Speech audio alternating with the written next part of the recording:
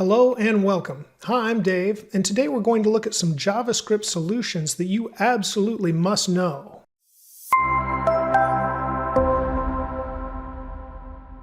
I've got Visual Studio Code on the left with the JavaScript file open. On the right, I have the Chrome DevTools console. And before I get started providing solutions today, I just want to say there's always, or almost always, more than one way to solve a problem programmatically. I'm definitely not somebody that knows all of them. I'm just sharing what little I do know. If you have another solution to these problems, please share it in the comments below. Okay, we're going to start out by trying to understand the built-in sort method for JavaScript. Now, this is not one of the solutions, but we need a foundation of understanding of the sort method before we can tackle these solutions. So I'm going to define a function called alpha sort. And in that function, we'll pass in an array. And then inside the function, the first thing we'll do is check to see if the array does not have a length. And if it does not, we'll just return. And you'll see that pretty much any time we accept an array into a function, because if there is no length to the function, then we might as well just exit the function.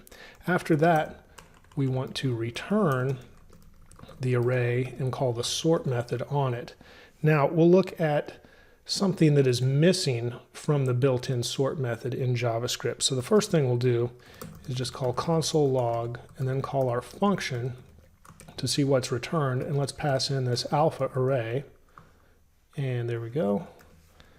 We save that and look in the console, and you can see it has alphabetized the array. So the strings, Arial, Medium, Zebra, A, M, Z, in ascending order, as we would expect for a default alphabetation. Alphabetized, there we go. Console log the next one, and we'll see an issue here. So we'll call alpha sort again, and we'll pass in the alpha array 2. And now the numbers come first, and that is all right. But the problem being the numbers are not in order. We've got 1, 1003. So the built-in sort method does not sort numbers correctly as we would expect in ascending order, which would be 1, 3, and then 1000. But it does strings correctly. So we need to help the sort method out when we are sorting numbers. So that will be the first solution we look at. Okay, I'll comment out these console log statements, but I'll leave them in there as I'll share this repository on GitHub for you to download the source code. Let me scroll up just a little bit and we'll start on our first solution, which is to sort numbers accurately. And now you can see we have an array of numbers. So I'll define a new function, and this will be called number sort, and we'll put ASC after it because the sort method does sort in ascending order by default.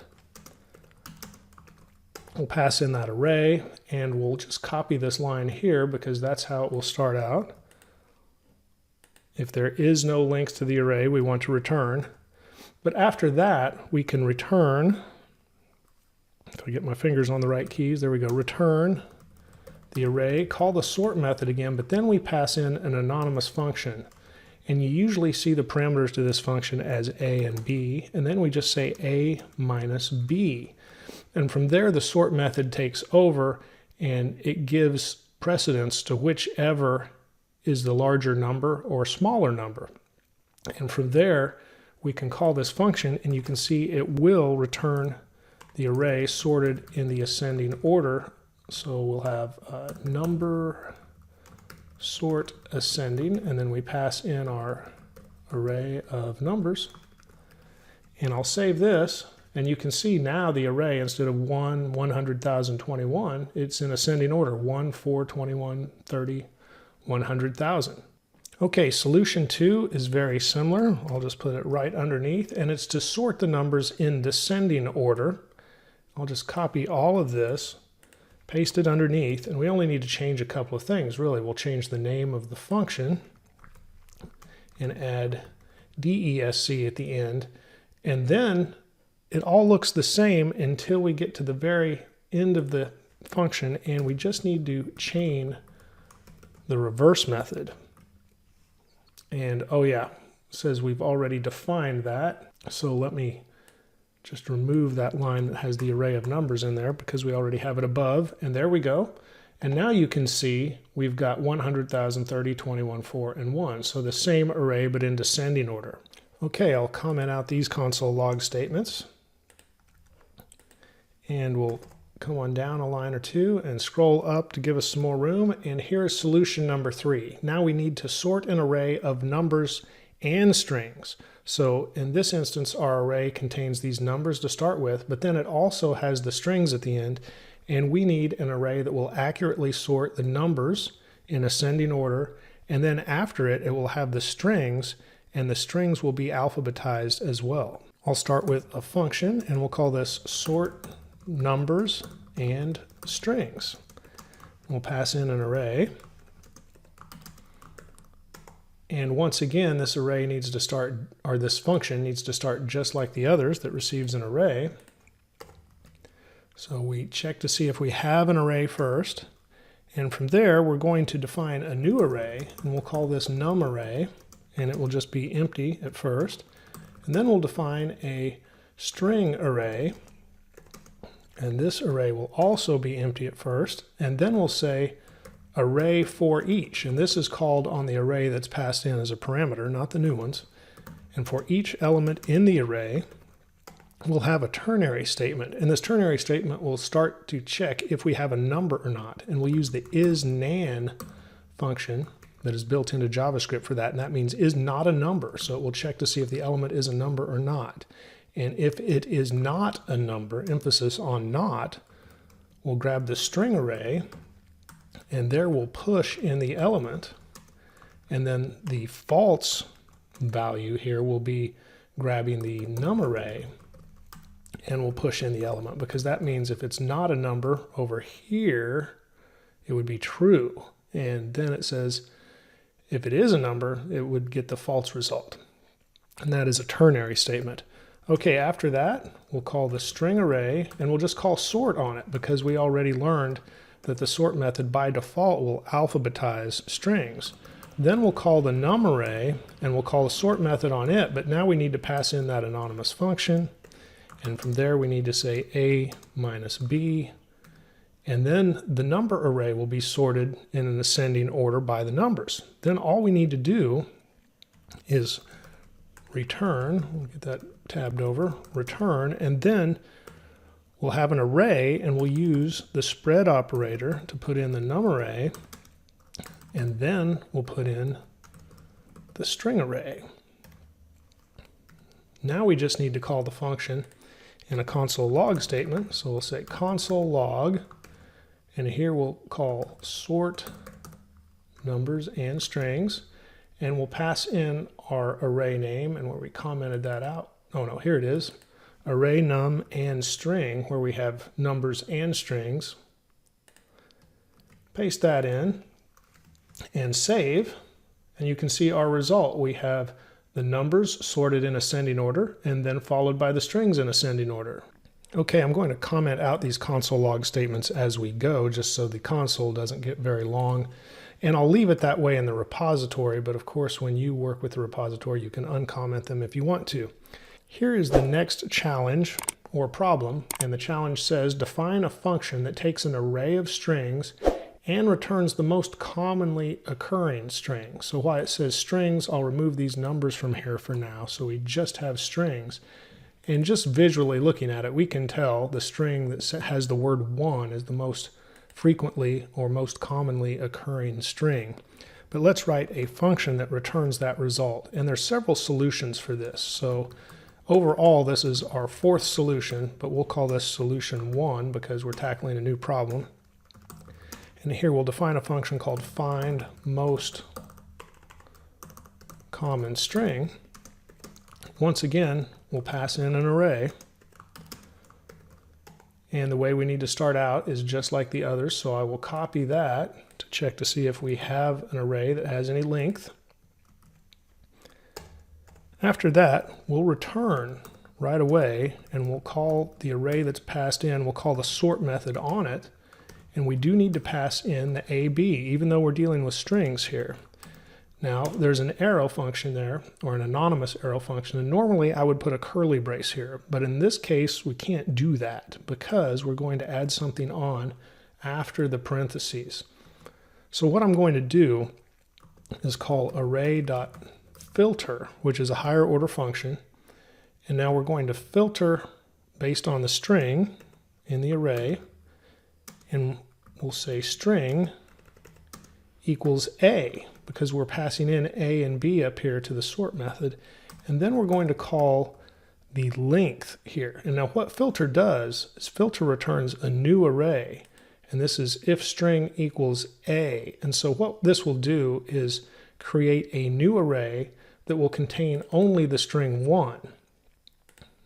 For example, it will go through and work through all of these by 2s, because the next thing we're going to do is call, well, it will work with 1 and 2 first, and then it'll work with 2 and 3. It evaluates the pairs as you go. But anyway, we've got array.filter, string, another arrow, and now we'll say if string equals B, create that array, and we'll check the length there. Now this is why we couldn't use the curly brace here, because we need to add something at the end. So what we're doing, for example, when it checks the first 2 elements, it's creating an array that just has the string 1, and then it's creating an array that just has the string 2. Well, there's 5 occurrences of the string 1, so this with length will return 5. 3 occurrences of the string 3, so this with length will return 3. It'll say 5 minus 3, and it can see that A is bigger, so 1 will take precedent, and so on. After that, we need to add pop right here at the end, because after all that, it's returning the array that is the largest. So we're just going to pop the last element off the array, so we get just 1 of the word 1. And then we'll go ahead and call this function. And I probably should have or could have just shown you how filter works first. And so to eliminate any confusion, I'll do that right after calling this function. But first, we'll just call the function and see the result. And you can see we get the string 1 back. But if there's any confusion about how filter works, let's go ahead and just log one of those filter statements. We can grab this, but this is not exactly what I'm going to log. I just want to log the filter statement to show you the array it creates. And we'll say array filter, and here we're not going to pass in an A or B. We'll just say if it equals 1, go ahead and filter the array. And now underneath our result of 1 here, array is not defined yet. We need to call it on the full array at this point because we're not using a function to pass it in. There we go. So you can see we get an array of the 1s. Now, why does it only have 4 instead of 5? That's because in the function we have popped 1 off. And that is one of the downsides of this solution. And there's actually a couple of downsides. So let me go ahead and share those with you for solution 1. The first downside is it modifies the original array. And many times you don't want to do that. The second downside to this solution is it does not allow for ties. So if there was something else in here, let's say the word or string 2 was in here 5 times as well, it would return that if it was the last one in the array because it does not allow for ties. It's just going to show us the last one it evaluates that has the highest number. So we need another solution that can at least first handle this first downside, and that is where it will not modify the original array. Okay, so I'll comment out these console log statements. And after that, we'll scroll up just a little bit. And we'll paste in solution 2 for this same problem, but this one will not modify the array. And so we'll say find most. You know what, I think without typing it, we can just copy this and modify it. So that's what I'll do. And I'll turn this into find most common string no mod, meaning it will not modify the existing array. And then all we need to do there is create a new array or define a new array after we check for the array length and set it equal to an array using the spread operator with the array that is passed into the function.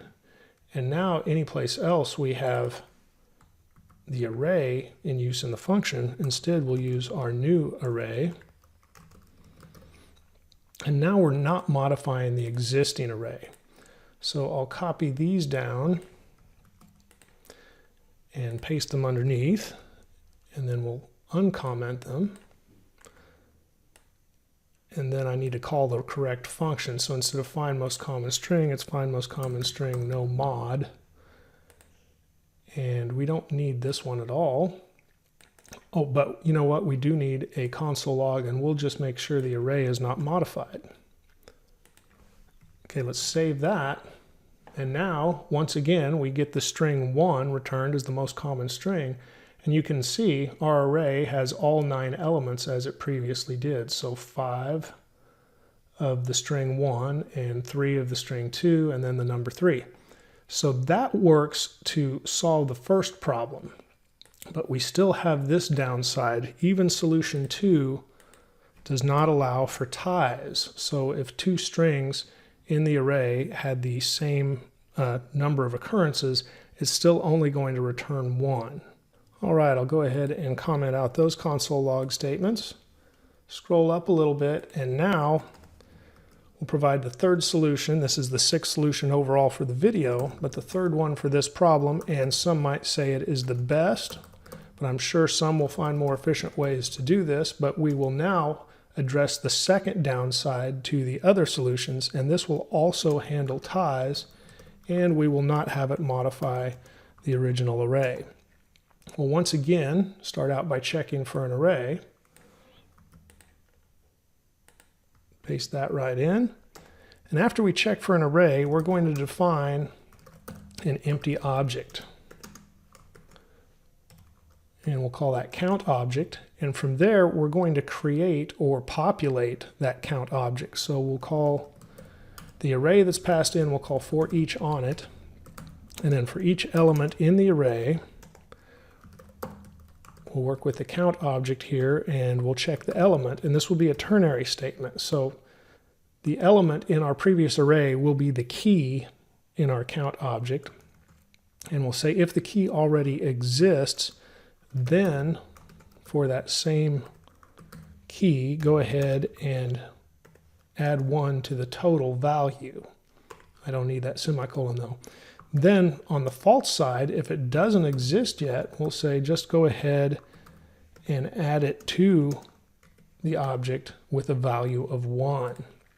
And this will keep a running total of each element from our array that is passed in to the function. So now we have an object that has counted essentially all of the different elements in the array. Now let's define, well, you know what? First thing we can do is just call a console log statement for you quickly and log this count object so you can see what the object looks like. And then down here, I'll just call the function. We don't need a console log because we have that inside the function right now. And then we want to pass in that same array that we had before. So this array of strings. Let's save this and look at the console. And you can see there's our object. So it's counted 3, it was in our array once. It counted the string 1, it was in the array 5 times. And 2 was in there 3 times.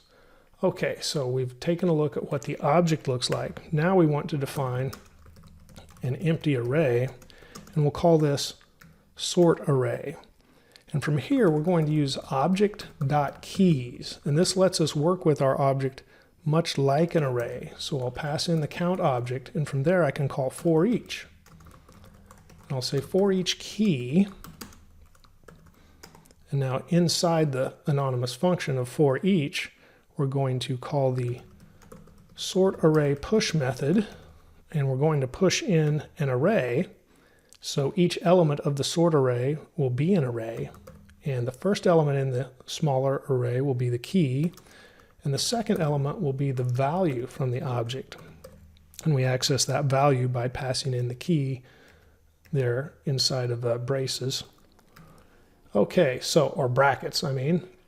So now we're going to have this sort array, and it's going to be populated by smaller arrays. So it's an array of arrays, and the first value in each of the smaller arrays will be the value we had in our original array, and the second value will be the count. So let's log this so you can get an idea of what we're working with so far.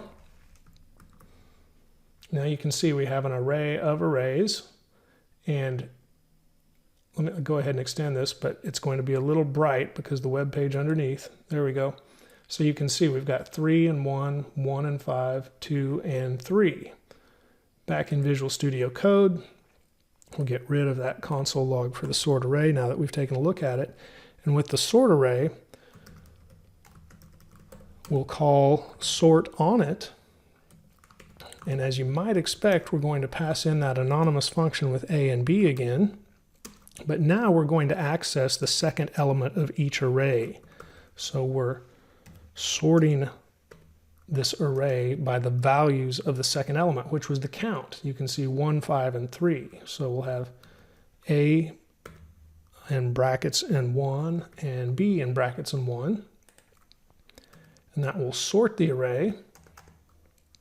And I won't go ahead and put that in the console because we've already looked at how that works.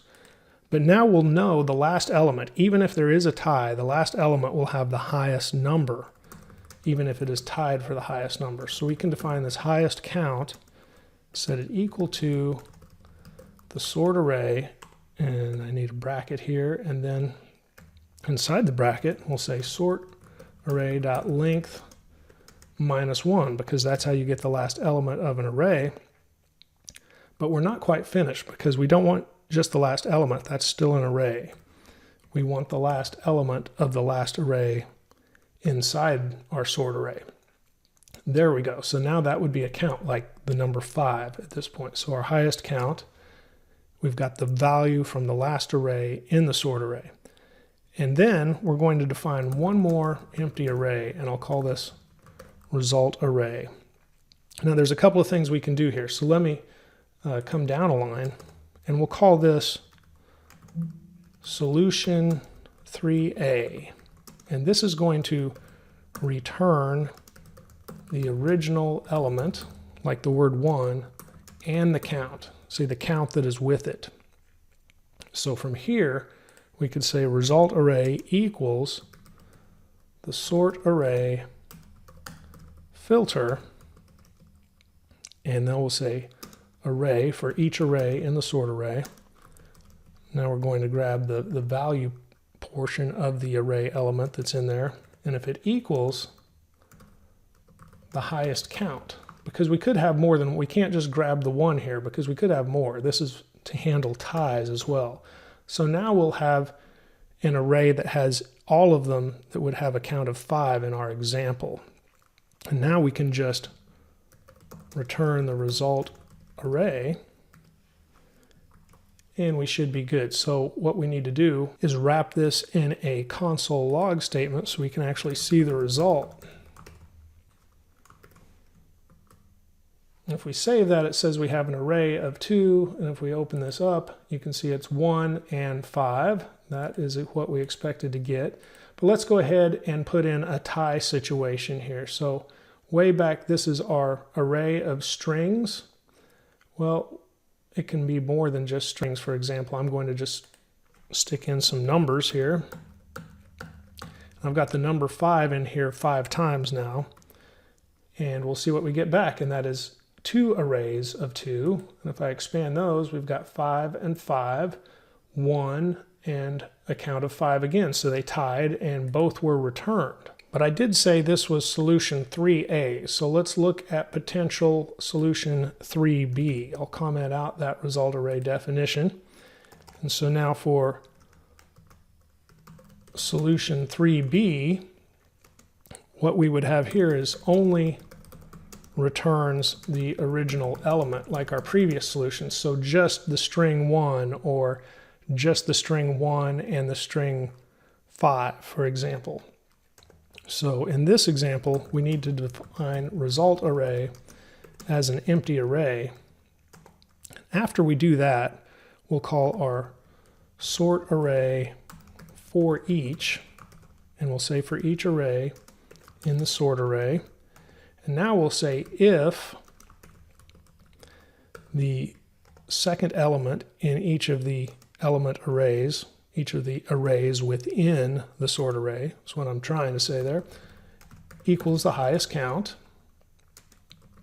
Then in the result array, we'll push the first element of each array. And this will once again gather all the ties, but now we're only pushing in what was essentially the key or the element from our original array that's passed into this function.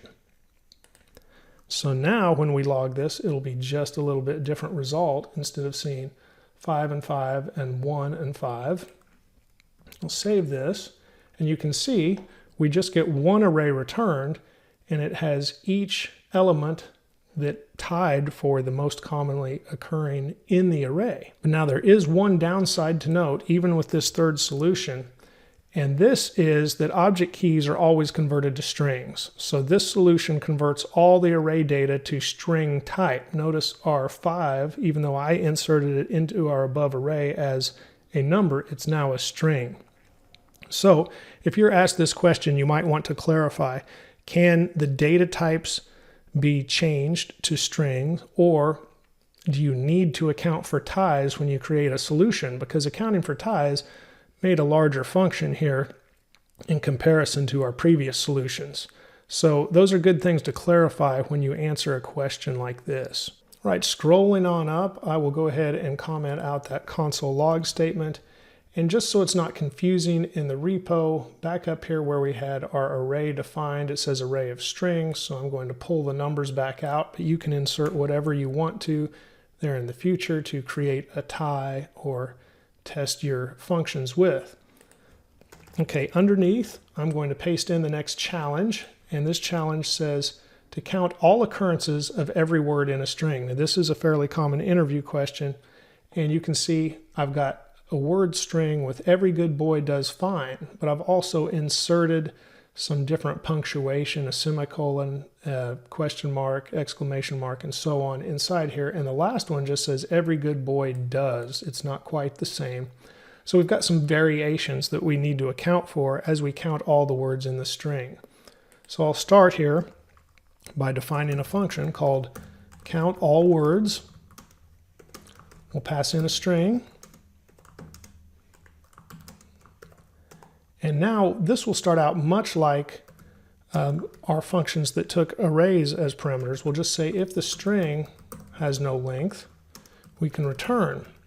And this will work the same way, but of course there are other ways to do this too. You could say if the string length equals 0, there's probably other ways to check to see if the string is empty as well. Or yeah, if it equals an empty string, for example. But I'll just put that there because it's fairly consistent for what we've been doing today. Now I'm going to define a word array. And this word array is going to work by chaining some methods. So here we've got our string that's passed into the function. The first thing we want to do is account for uppercase words. So we're going to call to lowercase. So now we've got everything in the string in lowercase. The next thing we'll do is chain a replace method. And this takes a regular expression. And our regular expression starts with a slash, then a parentheses, and then we'll create a set here with brackets. The nice thing about a set is we don't have to escape some special characters that we otherwise would. So now we can see we've got all the punctuation that we're accounting for inside the bracket, and then we've got our parentheses. Now after that we need another slash and the global flag, a comma, and we'll just replace with an empty string. Then I'm going to call replace again, and I've got the lines wrapping, so you can see line 26 just got larger here. So really, I didn't put a return there, it just wrapped on its own. Now I'm going to call one more regex here. And again, starts with a slash. I'm not going to use parentheses this time, I'll just go straight to creating a set. And this just looks for white space. But we don't want to remove all the white space. That would make it very difficult to distinguish between the words. We're going to look for any occurrences of 2 or more white spaces, essentially. Really, it just looks for occurrences of 2, but then, of course, if there were more than that, it would catch the second occurrence of 2 and so on. So we're looking for 2 white spaces in a row. Okay, after that, we need the slash and the global flag, comma, and now I want to replace these 2 occurrences in a row of white spaces with 1 occurrence, so just 1 space. So just in case there were any extras like that, because we wouldn't want to count those as words, then we're going to split the entire string on those spaces, and that's how we can tell the difference in the words. So what I should do right now is just console log our word array so you can see what we end up with after we call all of those methods. So down here, we'll console log and then call count all words, and then what did we call that? Word string. We'll pass in here and we'll save. And you can see we've got 24 words. They're all lowercase. Now we have all the punctuation removed, and we didn't count any spaces as a word. So that was the goal of all of that. Now I'm going to scroll up just a little bit, and I'm going to remove this console log statement and continue with the function. I'll get const spelled right. Once again, define an empty object, and I'll name it count object again. And I'll call the for each on the word array. This might look a little familiar as to what we did before. And now on the word array, I'll say for each word. We could say for each string. It's kind of up to us. It makes sense when it's named word array to say for each word.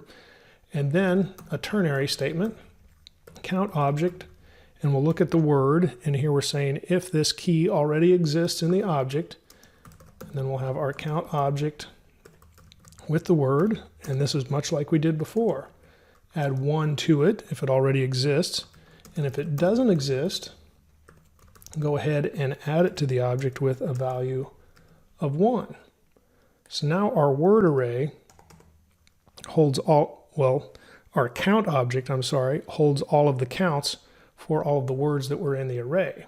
So now all we have to do is return that count object, because that was the goal of the challenge, as it said, count all occurrences of every word in a string. So when we return this count object, that's exactly what we'll get. So I'm going to save now. And you can see here's our object, and it counts, and there's a tie for 4 of these words. Every good boy does, but then the word fine just has 4. Okay, I'll just leave that console log statement in, but I'll scroll up, and this is our final challenge and solution of the day. And this challenge says return the most common word in a string. So we can use that same string that has all of these words, and we've got a tie for 4 out of the 5 words.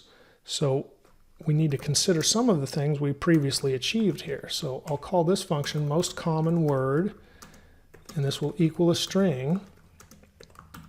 And once we pass in the string, I'm going to go up here to the previous solution and copy this part where we check to see if we have a string, and if we do have a string, we're going to split it into this word array that we previously created here.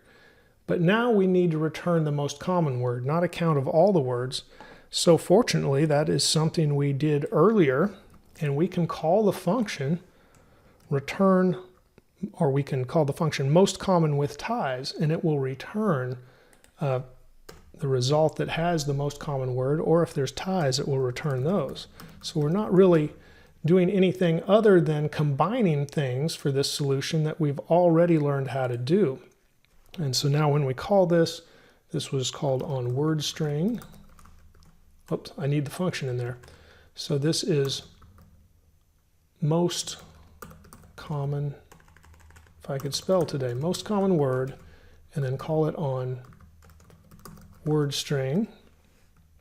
We save that, and you can see our result has every good boy does, which all 4 of those were tied for the most common word. I hope these solutions have helped increase your understanding of JavaScript's sort method and how to work with it, and also how to solve some common problems that you could likely see as interview questions. If this video has helped you out, please give it a like, comment below, tell me your solutions to these problems, and thank you for watching and subscribing, and I'll talk to you guys again very soon.